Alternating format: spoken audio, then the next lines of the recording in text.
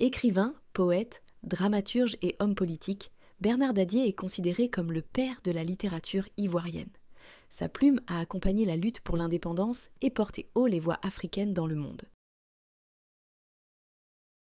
Dans cette vidéo, découvrons ensemble l'héritage culturel et politique de cette figure tutélaire. Bernard Dadier a prouvé que les mots pouvaient être des armes aussi puissantes que les actes. Et vous, quelle œuvre ou quel message de Dadier vous a le plus marqué ? Bernard Dadier est considéré comme le père de la littérature ivoirienne.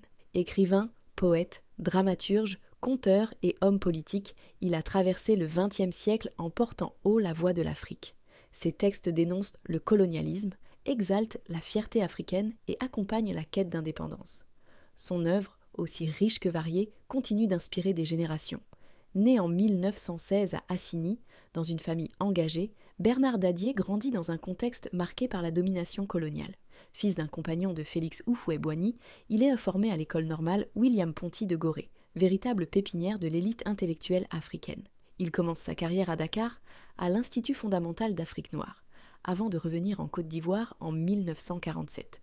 Très vite, il s'engage dans le combat politique au sein du Rassemblement démocratique africain.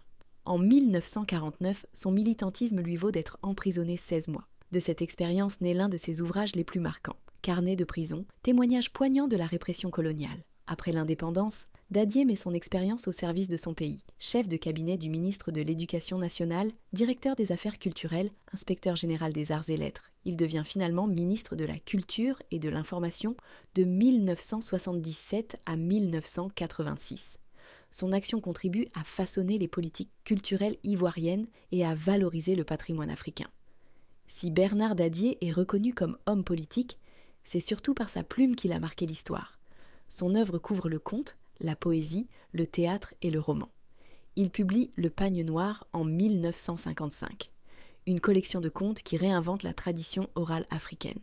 Avec Climbié, 1956, il dénonce les ravages de l'acculturation et signe un roman incontournable de la littérature africaine francophone. Dans Un nègre à Paris, 1959, il inverse l'exotisme colonial en décrivant la France à travers le regard d'un Africain. Ses textes poétiques, tels que Afrique debout, 1950, appellent à la dignité, à l'unité et à l'émancipation. Par sa langue simple mais puissante, Dadier parvient à traduire l'expérience coloniale et la quête d'identité africaine. Aujourd'hui, plusieurs de ses ouvrages figurent au programme scolaire en Afrique et sont étudiés dans le monde entier. Son immense contribution lui vaut de nombreux prix. Le Grand Prix littéraire d'Afrique noire en 1965, le prix UNESCO UNAM en 2016, ou encore le Grand Prix des mécènes en 2017, qui salue l'ensemble de son œuvre. Ces distinctions consacrent un écrivain qui n'a cessé d'allier engagement politique, passion pour les lettres et défense des cultures africaines. Bernard Dadier s'éteint en 2019, à l'âge de 103 ans, laissant derrière lui une œuvre immense et un héritage culturel inestimable. Père de la littérature ivoirienne, témoin des combats du XXe siècle, il demeure une figure tutélaire de la culture africaine. Par ses mots et son engagement, il a inscrit la dignité africaine dans la mémoire universelle.